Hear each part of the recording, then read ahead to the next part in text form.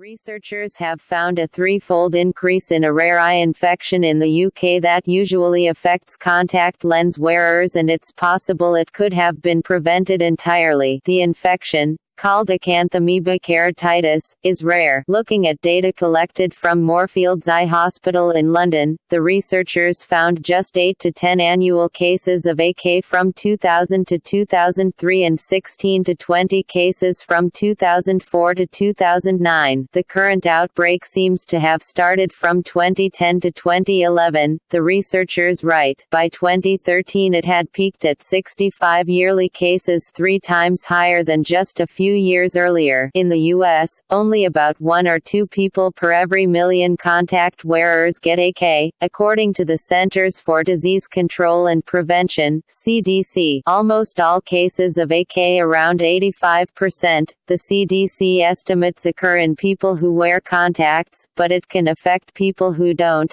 too. Professor John Dart, University College London. AK is caused by a protozoan, a single-celled microorganism, as you might recall from science class in the acanthamoeba spec. Eyes. When acanthamoeba gets into an eye, often through poor hand or contact lens hygiene, it can infect the cornea, the clear layer on the front of the eyeball. AK infections can cause pain, a feeling like something's in your eye, teariness, redness, and even lead to permanent vision changes or blindness. Since those symptoms can be signs of other corneal infections as well, people with AK are sometimes misdiagnosed, according to the CDC, but early diagnosis is key because it leads to prompt treatment, and AK is notoriously tricky to treat. Sometimes resistant to medication, treatment can often last 6 months to a year, according to the Mayo Clinic. Severe cases can result in corneal transplants and blindness. Unfortunately for many AK sufferers, their cases could have been prevented. Between 80 and 90% of AK cases are potentially avoidable if effective disinfection systems are used,